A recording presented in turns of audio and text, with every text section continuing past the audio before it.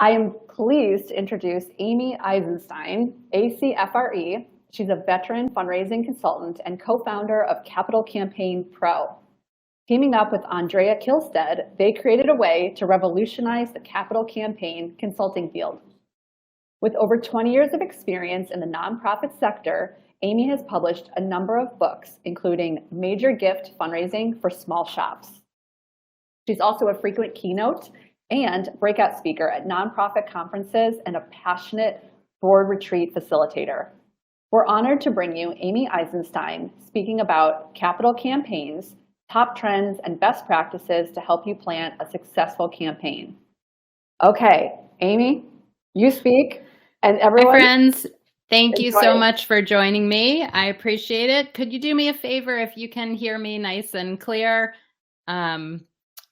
Let me know in the chat where you're calling in from, what organization you're with. I'm excited to hear you and see you. Excellent. All right. So I'm going to go ahead and share my slides, hopefully. Oh, there they are. Fantastic. Okay, great. Oh, look, I have so many friends coming in, so many people that I know and have met over the years. So thank you so much for joining me. So we're going to talk about capital campaigns, of course, top trends and best practices to help you plan a successful campaign. So in addition to letting me know who you are and where you're calling in from, let me know where you are in your capital campaign. Maybe you're just thinking about it. Maybe you're doing some early planning. Maybe you're doing a feasibility study, or you're already asking for gifts. So I would love to know what brought you here today and where you are in your campaign. So awesome. Some folks just thinking about it. I'm going to get started, but do let me know, where are you in your capital campaign? All right. So I think, as you head into a campaign, you probably have a lot of fears. And I will tell you that these are some of the top fears that I hear again and again and again when I'm talking to people thinking about getting into a campaign. So number one fear is your campaign won't be successful. And I have to say, that's, if you weren't afraid of that, or if you weren't worried about that, I would be concerned about your campaign. That is totally normal. Your annual fund will decrease during a campaign. Maybe you're worried about that, and you should be worried about that. At least you should be thinking about that. You might be thinking that you can't have a successful campaign if you're a small organization, or we don't have a wealthy connected board. So can we really do a campaign? And I want to tell you that I'm super excited. We did a research project in the last year, sort of a benchmark study of capital campaigns across the sector, and we found some really exciting news. So I feel really happy to share that. So first of all, 94% of respondents that had completed campaigns said that their campaigns were successful. So phew, that is a pretty good statistic. Now, does that mean 100% of that 94% got to their goal? Maybe they got really close, but they felt that they were able to do the project they set out to do, that they raised a ton of money, and that their campaigns were successful. So we may need to think about our definition of success. If you raise more money than you ever imagined raising before, if you're able to do an amazing project, even if it's maybe not the project of your dreams, but an amazing project, I think you're really successful. And so 94% of respondents said their campaigns were successful. I have to say that's pretty good in my book. Now, annual fund. It increased or stayed the same with 79% of respondents. Now, you may be looking at that 20%, 21% yellow slice of campaigns that the annual fund decreased during the campaign or after the campaign. And I'm going to say that yellow slice is a caution. You need to be paying attention to it. You need to be strategic. You need to talk to your donors about the importance of your annual fund and use language like, we're fundraising for our annual fund first and foremost, and for a special project, and asking you for a gift over and above your annual fund contribution. And those organizations, nearly 80%, didn't have an issue with their annual fund decreasing. So I think if you're paying attention to it, if you're thoughtful about it, if you're strategic about it, you don't have to worry about it.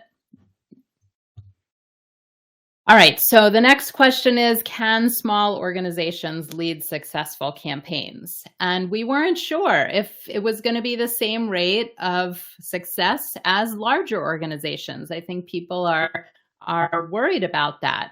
But the reality is that the statistics were fairly close, right? And so 90% of small shops said they had successful campaigns. And it's pretty close to the overall population of organizations. So I don't want you to be too worried if you're a small shop. You can have successful campaigns. What we did find in the research is that the goals were lower, right?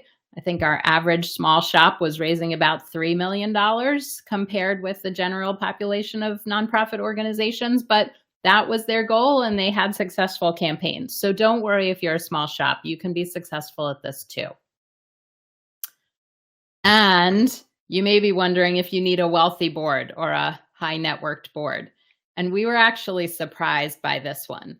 The average percent of the campaign goal given from board members for the campaigns for respondents was 14%, which I have to admit isn't great. It wasn't super exciting, but what that means is that you can have a successful campaign even if you don't have a wealthy board.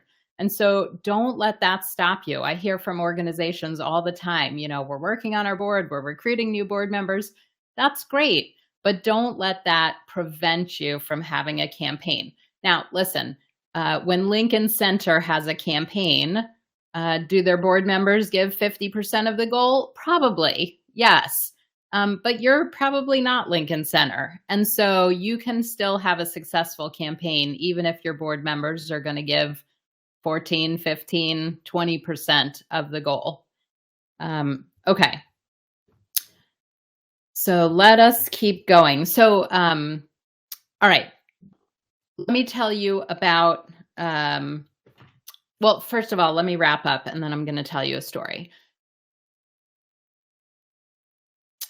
So we did this research. At the end of the presentation, I'm going to give you a link so that you can get the full report. So you can have all the responses. But I do want to just recap and sort of reiterate that most campaigns are successful. So don't let that stop you, you know, sort of fear that you're going to fail. Now, do you have to take steps to succeed? Sure. And we're going to actually go through 3 strategies today that will help significantly ensure that you're going to have a successful campaign. But if you plan and use best practices and strategy, it's very, very likely that you will have a successful campaign. It doesn't matter if you're a small shop. It doesn't matter if you don't have a wealthy board and your annual fund. You can maintain it or even grow it if you're strategic and thoughtful and planful about it. So I just want to say that. And like I said, oh, Tammy's already put in the link in the chat for getting the research results. I'm going to also give you a QR code at the end so that you can download all those results. So now I want to tell you quickly about one of our clients, Angela. Angela is the development director at a cat sanctuary and rescue organization called Tabby's Place I think they're in southern New Jersey. And you know, Angela runs a robust annual fund program for Tabby's Place, and they have a lot of donors, as many animal shelters do. They have a lot of loyal, committed donors that give every year $25, $50, $100. And, you know, that's wonderful for their annual fund. Now, the founding director of Tabby's Place had always had a dream of having a center for cats, or a space with for cats with feline leukemia. Now, his cat died feline leukemia. And so he really wanted a special place to take care of those special cats. And so they were thinking about a capital campaign, and they did their research and they did their planning. And the center, the space was going to cost $1.3 million to renovate. And that was a lot of money for Tabby's Place. They didn't know how they were going to do a campaign like that. And so, after lots of discussion for years back and forth, a gift materialized from one of their donors for $300,000, which was an incredible lead gift to sort of motivate them to really kick off this plan. So they needed to raise 1.3 million. They got a lead gift sort of without too much trying of $300,000, and they needed to raise $1 million. So Angela and the rest of her team, who didn't have any campaign experience, which is pretty typical at most nonprofits, decided they were going to design a case for support brochure and write a really heartfelt letter. And they worked hard. They created this campaign, this case for support, this letter, and they sent it out to nearly 1,000 of their most loyal long-term donors, asking them each for $10,000. If you do the math, $10,000, they needed 100 people to respond with $10,000 to make their $1 million that they needed to raise. Well, how many do you think they got? Do you think they got 20? Maybe 10? Okay, they got 2, right? They got 2 of their donors sending in $10,000 each. They raised a whopping $20,000 towards their $1 million that they needed, right? So, listen, you don't know what you don't know. Campaigns are not this, capital campaigns are not the same as annual fund. There's different strategy, there's different tactics, and that's exactly what we're going to talk about today. So Angela and her team realized that maybe their strategy wasn't quite the right one. It didn't work. They reached out to Capital Campaign Pro. They started working with our team of experts. And I will tell you that they didn't raise $1.3 million that they needed. They raised over $2 million. So we're super excited, and I can't wait to tell you how they did that and how you can do it. So that's what we're going to talk about now. So strategies for successful campaigns. One is engaging donors early, right?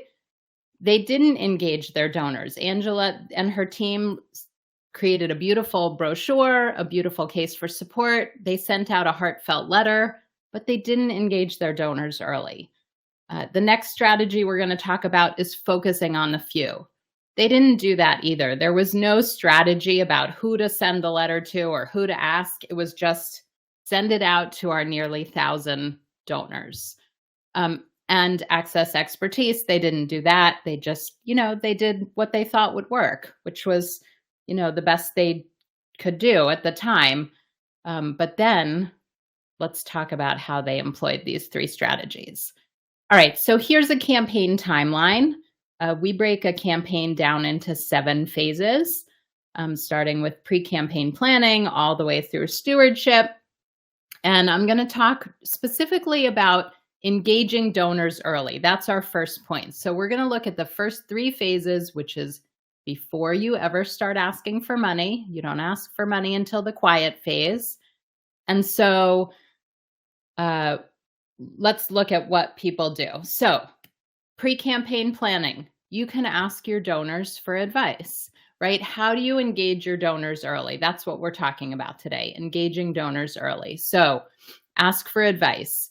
Let's think of some examples of what you might ask for advice for. So if you've never done a campaign before, you might reach out to philanthropists or leaders in your community who have recently completed campaigns at the local hospital, at the local library, at the local performing arts center, and say, hey, we're over here at our independent school or our animal shelter, or we're running a land trust.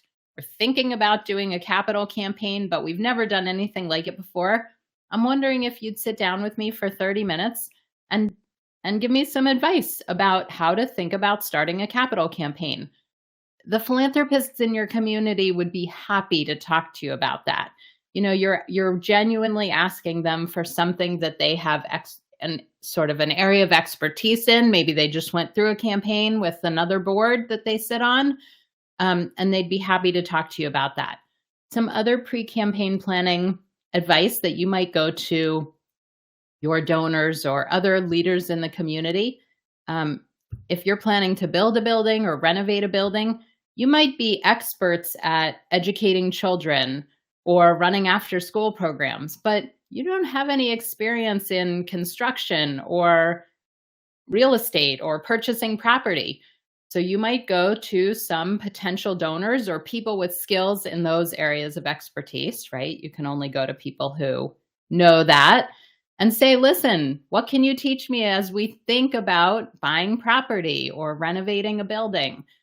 So there's lots of things that you can go to donors very early on and say, look, we don't have any plans yet. We're just in the thinking about it phase. So you don't have to have fancy plans. And I think that is a mistake that lots of nonprofits make, thinking that they shouldn't go talk to donors until all their plans are buttoned up and they have beautiful brochures. But truthfully, by the time your plans are finalized, it's too late to ask for advice. It's too late to sort of get donors in early.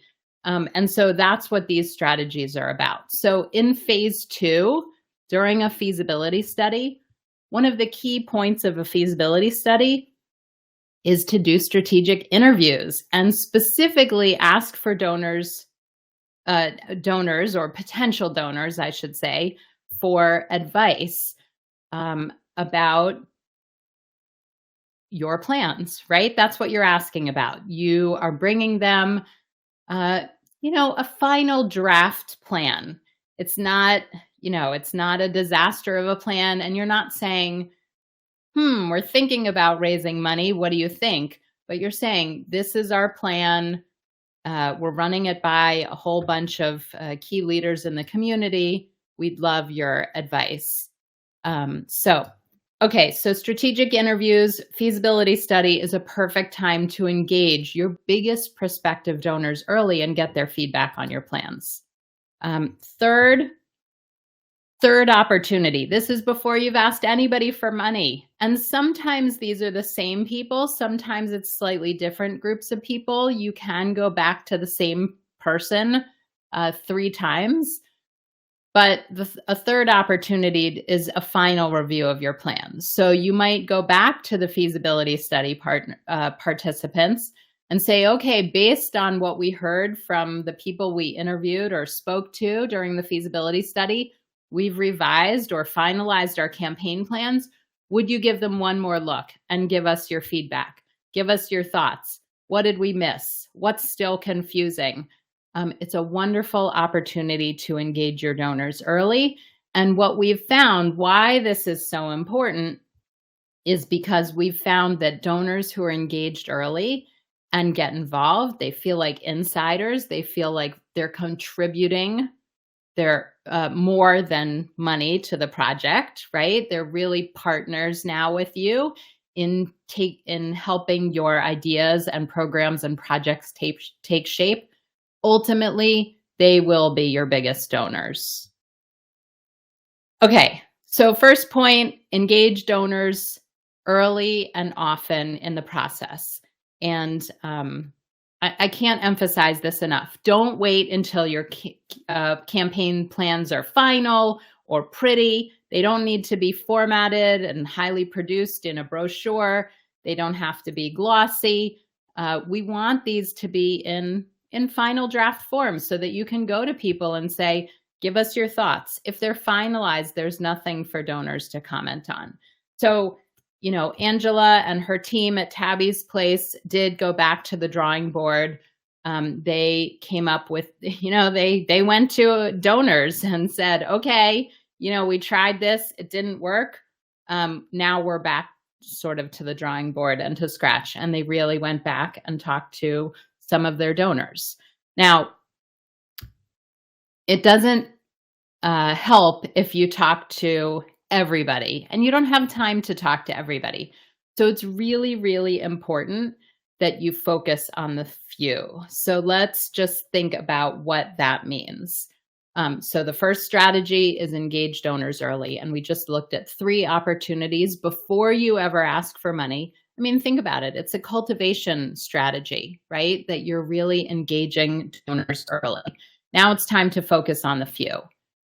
So let's look at a campaign. I'm going to show you a gift range chart in a minute, but where the money will come from your campaign. So more than 50% of the money from most campaigns come from your top 20 donors. I want you to think about that for just a minute. Like, just breathe that in. It's not hundreds of donors. It's not thousands of donors. More than half the money for your campaign will come from your top 20 donors. And so let's look at a gift chart for just a minute. This is a gift range chart. It's sort of wonky. I don't know. I guess it didn't like being uploaded into this system, but hopefully it'll be okay. It's a gift chart for $1 million. You can do this whether it's $1 million, $10 million, $100 million. Truthfully, it all works the same. So I want you to look at the columns for just a minute in case you're unfamiliar with something like this.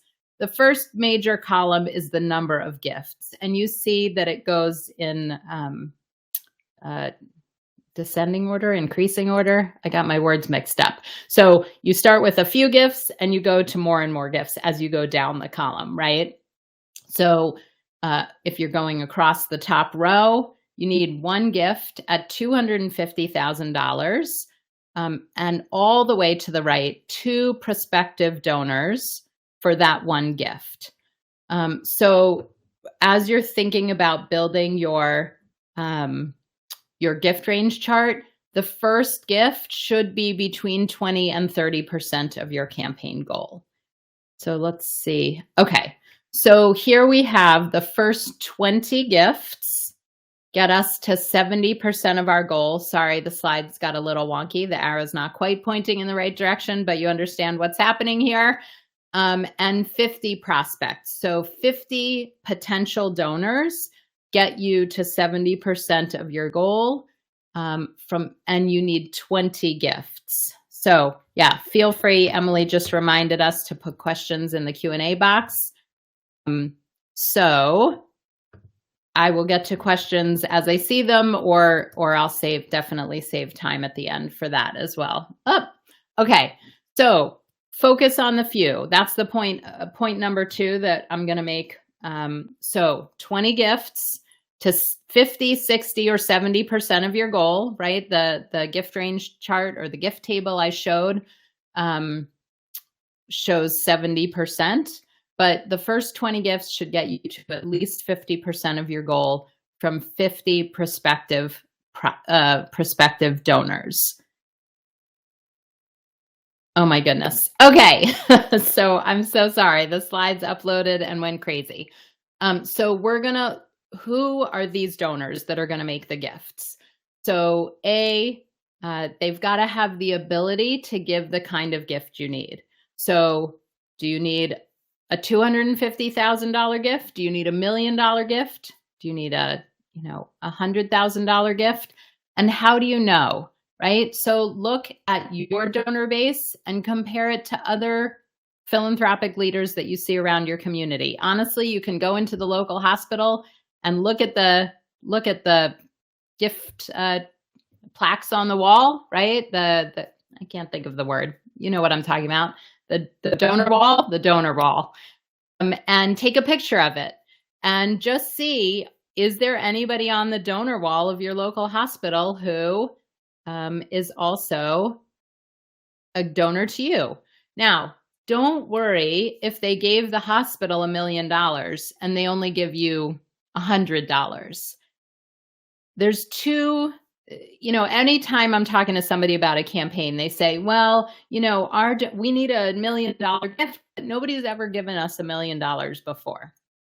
And my response is, of course, that's right. It makes perfect sense. First of all, you've never had $1 million idea or project before. So that's number one. Of course, they haven't given you $1 million. And two, because you haven't had $1 million idea, you've never asked anybody for $1 million before. So don't worry that all the donors in your database have not given you $1 million before. You just need to find 20 to 50 prospects and 20 gifts who have the ability to give the kind of gifts that you need. Everybody needs to have belief in your mission, right? They need to raise their hand and say, I've given you for the last 5 years, whether it's $50 or $100 or $10,000, it doesn't matter. Your current donors believe in your mission, but other people who could and might care about your cause. And of course, they need to have contact with your organization. So Oprah Winfrey, Mackenzie Scott, they are not good prospects for your organization. If you email them or call them, they will not call you back. Now, that doesn't mean that all your prospects need to call you back on your first phone call. Fundraising does take persistence, but you need to be able to get through to them. Okay, I'm going to try. Nope. Okay. So who are these people? I don't know why it's sideways here, but they're individuals, foundations, and corporations. Mostly they're people who are already giving to your organization, but they could also be donors in your community, philanthropists in your community. And finally, there are current and former board members. I want you to take a close look at current and former board members. Okay. So let's go back to Angela for just a minute. I think for the final time, we're revisiting Angela here. So she's going to focus on the few, and she engaged her donors early. So she really worked with her advisor on our team to examine her list of nearly 1,000 donors, loyal and longtime donors, and do some wealth screening and some prospect research and discuss with people in the community and key board members and volunteers who of our loyal and longtime donors have the ability to make a $10,000 or $50,000 or $100,000 gift. And let's narrow it down to the top 50 out of our donor list of 1,000. Let's focus on the few. And we're going to engage them early. And that's exactly what they did. Okay, so we've talked about engaging donors early, focusing on the few, and now we're going to talk about the importance of accessing expertise. Okay, so why is this important? Why is it on my list? So campaigns are occasional, right? You do your annual fund every year. It's in the name, annual. And so you're probably pretty good at that. Events, grant writing, direct mail. These are things that happen every year. You may do a golf or a gala or whatever it is, and they happen every year, and everybody on your team is good at them or getting better at them because you do them on a regular basis. But campaigns are occasional. They're just once every 10 or even 20 years, or maybe your organization has never done one. And so most board and staff members have limited experience with campaigns. Maybe you got to an organization and you got to do the tail end of a campaign. Maybe you were at an organization that was planning a campaign, but you didn't stay for the rest of the campaign. But it's highly unlikely that you as a board or staff member have been through multiple campaigns, more than 1, 2, 3, 4, 5, from start to finish, and have been involved in the planning of them. And so in general, board and staff members have limited experience. Campaigns are special, right? They're over and above annual fundraising, so they're complex. They're strategic. There are best practices. There is a specific strategy, and you want to know what it is so you have the best chance for success. And the truth is, it's such a big project that failure is not an option. So making it up as you go, or trying this and that, it's not a good strategy.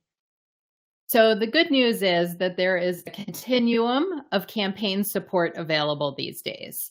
So everything from DIY, just Googling your way, which I have to say, I know organizations that do that.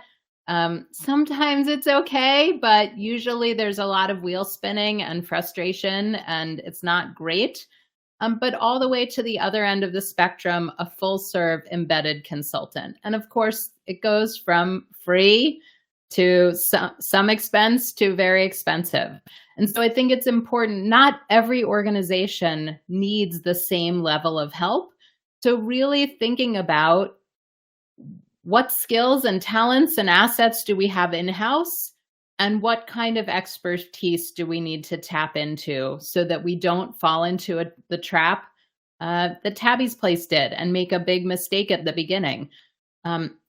And unfortunately, what I see most often from organizations that try and do it themselves and just make it up as they go is that they get to 40 or 50 or 60% of their goal and then they get stuck. And that's because they haven't done proper planning. They don't have the right strategy in place. They haven't engaged their donors early. And honestly, it's probably because they haven't focused on the few or the right few, right? So they didn't know who to focus on. So they may have asked some people for the wrong amount of gifts, all sorts of issues. So I think the good news is that there's so many options available in terms of expertise and support. You may not need a full service embedded consultant or a full serve consultant. You may need advising or coaching. You may need access to online tools or group coaching, and it's all available. So I'm going to give you an example of when a consultant plays a really important role. And I'm going to give you an example of a feasibility study because it's one of those early planning tools and strategies, and it's an opportunity to both focus on the few and engage your donors early. So really important reasons not to skip this step. Okay, let's look at feasibility study benefits. So literally by design, what they do is they engage your prospective donors early, because what you're doing is showing them an early version of your plan and asking them for feedback. So that's what a feasibility study does. So it engages prospective donors early. That was my number one point today. Number two is it forces you to focus on a few of your top donors. Because you don't have staff or time or consultants to interview hundreds of donors, you have to narrow it down to the top few donors that you're going to be able to interview. Generally, about 30 interviews is good for most organizations. And if you interview the wrong people, meaning the people that don't have the capacity to give or the inclination, honestly, to give the 6 and 7 figure gifts, you are going to get disappointing feasibility study results. So it forces you to really sit down, and it may take 2 or 3 months or 4 months or 5 months to figure out who the top few, the right people to interview are, but it forces you to go through that process.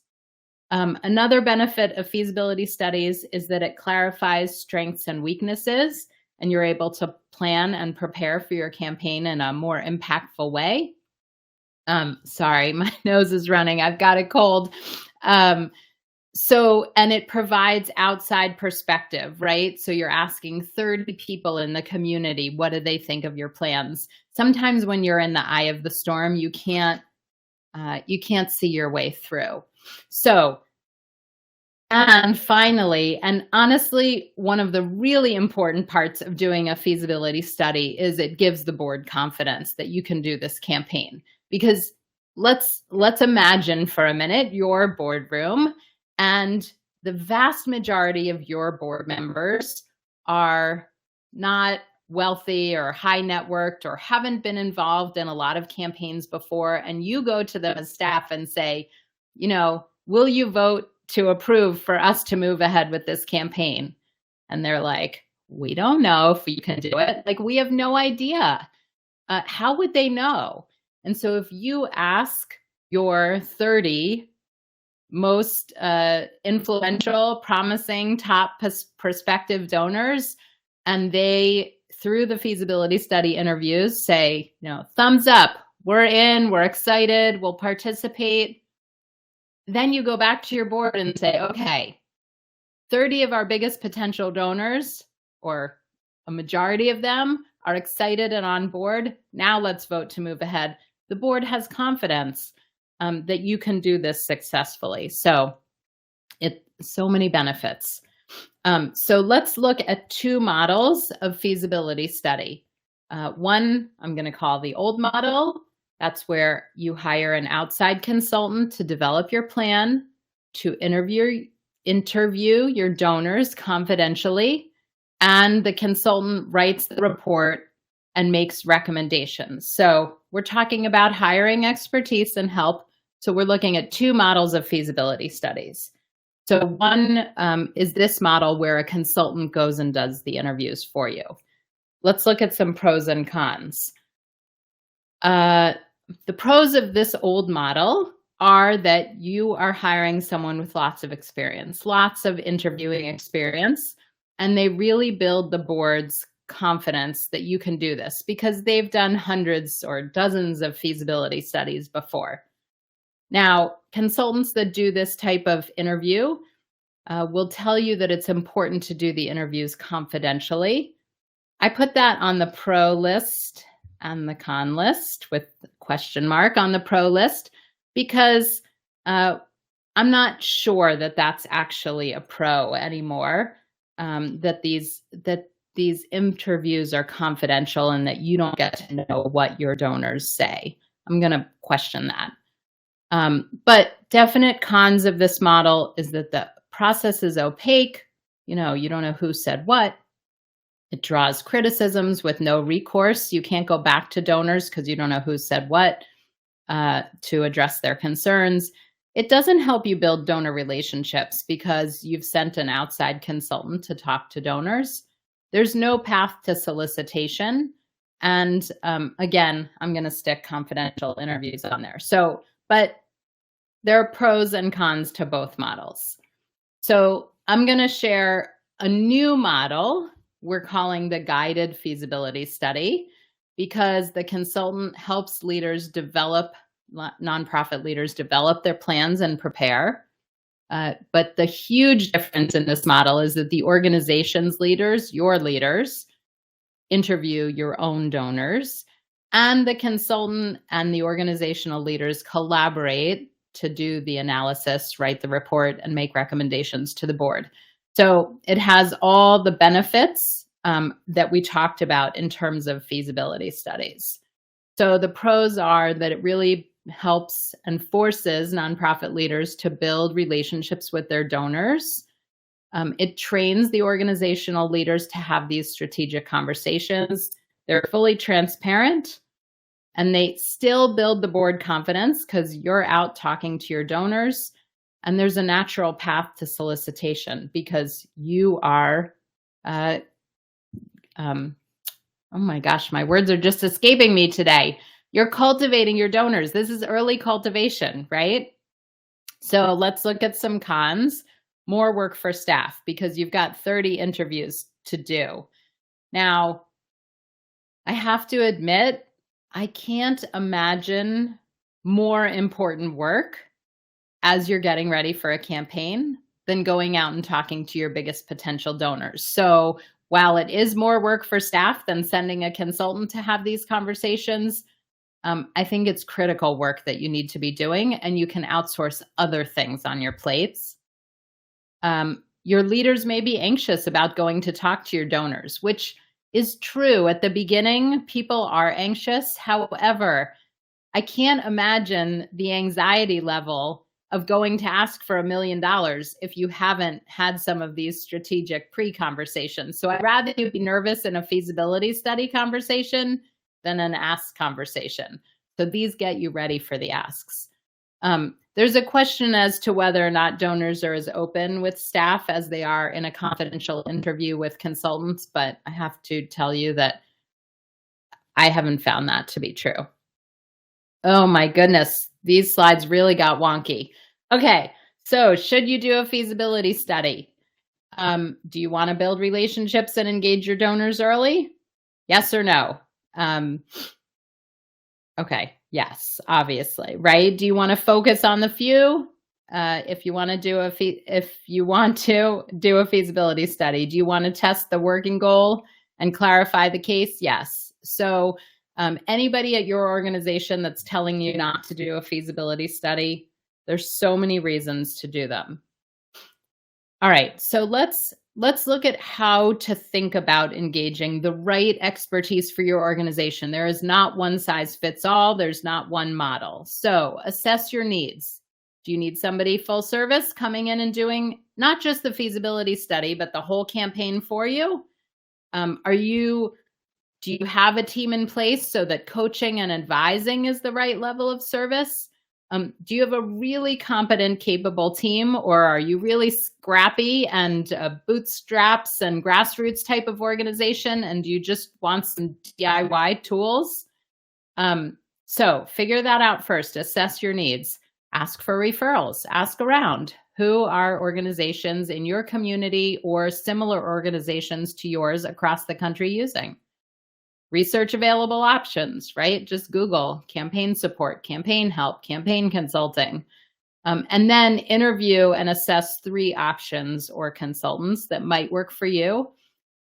Whether you use them or not, you are going to learn a ton just by asking questions. You're going to learn from these resources that you find, from the consultants that you talk to, and then you can make an educated decision. All right, so let me tell you one more story, and then we're going to go to questions. So we have a client in northern Wisconsin. It's a technical college, and they train students to be EMTs and nurses and other medical professionals. And they did a guided feasibility study with us. And the executive director went out and talked to her biggest prospective donors. And, you know, she, like everybody else, was super nervous about these conversations. And one of the conversations she had was with the head of one of the biggest foundations in the area. And he told her, look, you know what? I don't think this project is for us. It sounds great, but, you know, don't count on us. We're not going to be supporters of this project. And of course, she was super disappointed. But they went through the campaign. She kept in touch with him anyways. Periodically, every few months, she would call him. They'd have coffee. He valued her as an important member of the community. She'd give him an update on the campaign. The campaign went 2.5 years later. And after many conversations with him and his staff, she asked the right questions and enough questions to figure out why their campaign wasn't a fit, and actually what the foundation was really trying to do, and actually identified an overlap in her campaign with the foundation. You know, fast forward 2.5 years later, the end of the story is that foundation wound up giving $1 million gift, which was the biggest gift that the campaign got right at the end of the campaign. It put them way over goal. And I tell you that story because for a couple of reasons. One is I really think that it makes all the points, right? Engage donors early. Now, he told her she wasn't going to be a candidate for money from this foundation. And if she had done a more traditional or old school model of feasibility study, the consultant might have told her, you don't need to follow up with this person. They're not interested. But because she was the one to initiate and sort of build that relationship, she had an inkling. She just, trusted her gut. She followed up. He was open to having conversations with her and getting updates and hearing about the campaign.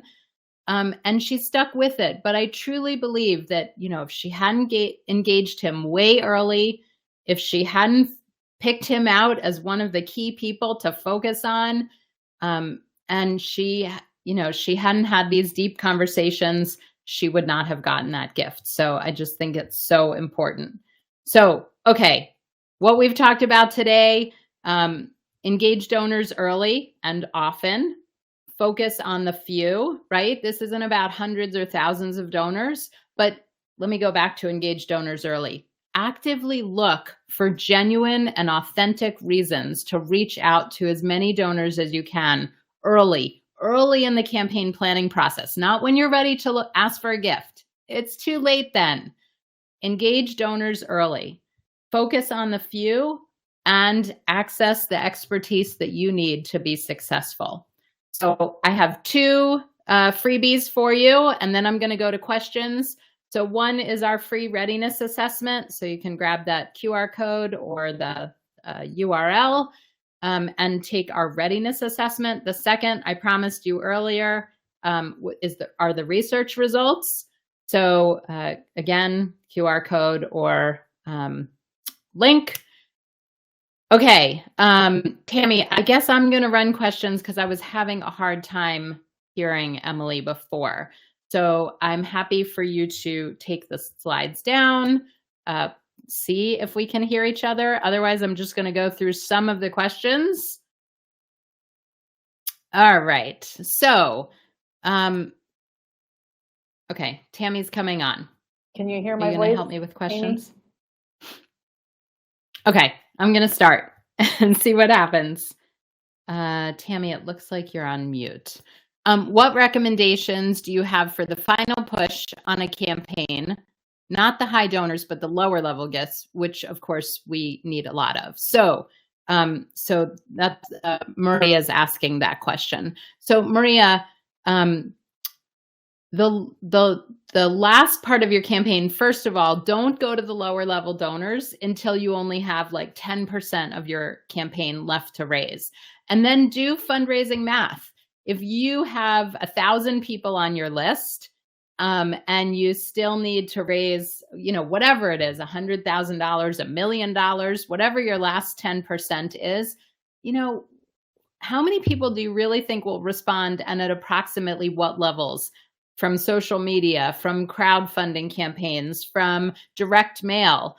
Do you have enough donors on your list if only a small percentage of them respond at those lower level gifts to succeed?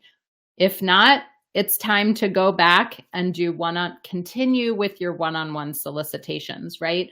Do a little mini gift range chart for how much you have left to raise and break that down into gifts. You still may need one gift at X number of dollars and two gifts at this many dollars.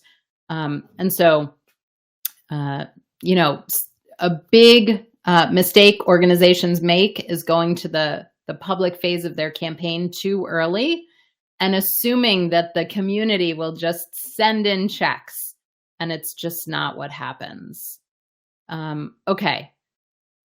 Kristen is asking, how would you go about running a campaign 3 years leading to the 100th year anniversary that focuses on unrestricted dollars to enhance, expand programs, put money where the need is greatest at that moment? So Kristen, that's a tough case to make. That's your annual fund case, right? So I would do some real blue sky thinking, power brainstorming. Why do you need this money and why do you need it now? Because what you're asking donors to do is dig really deep and give you an extra special gift over and above their annual fund. And so you need to have a compelling case to do that. And so sort of go back to your mission and think what is this extra money going to allow us to do? When people come to us and say, we want to raise $50 million because it's our 50th anniversary, that's not a compelling case. What are you going to do with that $50 million? What will it enable you to do? How will the community look and feel different if donors really stretch their giving? Don't worry about your 100th anniversary. Anniversaries are wonderful to celebrate. I'm not saying you shouldn't celebrate or recognize them, but anniversaries are backward looking and campaigns are forward looking. So really focus on what's forward. All right, let's see. Harrison is asking, I recently started at an organization that has no previous fundraising history and a board made of patients. How could you begin a capital campaign without any real giving history? So I think the question is, what do you need money for? To me, if you can start an annual fund first, great. Start an annual fund. Start growing and cultivating your donor base. If you have a big, exciting project, it is going to start with friends and family and grateful patients and those in your community. So one of the ways is to start talking to people early about it and see what they're excited about. Start to develop your plans and do a feasibility study to test it. But one way that we know right away when an organization is not going to be able to, fundraise the amount that they hope or that they want is if we're preparing for a feasibility study and we want to test, let's say, a $10 million goal, we need a few prospects that have the capacity to give $2 or $3 million gifts, right? And if we, after doing research and wealth screening and prospect research and talking to the community, can't find 2 or 3 people that want to talk to them, then probably the goal isn't realistic. And I'm just giving you the top gift as an example, but the whole gift chart. If you can't find 30 people that have the capacity and potentially the inclination to support you at those levels, or they won't talk to you, maybe you're aiming too high. Now, there's a difference between what you need to raise philanthropically and what you can do as a project. So, often projects, and I'll give you an example of a new hospital wing, right? They're financed in different ways. Philanthropy doesn't need to fund your whole project necessarily if there are alternative funding sources. So you might get a government grant. You might take a loan. You might, do a mortgage. The organization might have a savings account. So sometimes you can still do a project even if you can't fundraise for the whole amount of the project. Hopefully that helps. All right, let's see, 1 or 2 more. Heather's asking, do you need to have wealth screening software before running a campaign of this size, whether capital, trails, capacity building, or trails? So, wealth screening is one tool. Look on our screen right now, the transformative sponsor is iWave. So iWave is a wonderful company that does wealth screening. And I have to say that it's probably less than you think to invest in something like iWave. If you get one additional gift as a result of things that emerged from your wealth screening, it's going to pay for itself. So I want you to really think, if you're going to invest in big fundraising, $2 million, $10 million, $50 million, it is going to cost money and it's worth investing. Okay. Let's see. So many more questions. Clarissa's asking, any recommendations on the best way to navigate having just finished a campaign, are in the middle of a campaign and starting another campaign? Yeah, I mean, it's definitely good to finish one campaign before starting the other. So I think you guys need to really think about what the benefits of that are. All right, I think my time is up. Or one more, Tammy, or that's it? I can go either way. Okay, we'll do one final one. Let's see. One final one. Oh, maybe we're done. Did I finish? Okay, I think we answered most of the questions. So thank you guys so much for joining me. Thank you, Tammy and Trent, for having me. And Emily, I will turn it back over to you. Thanks, Amy. Thank you so much. Poor Amy, I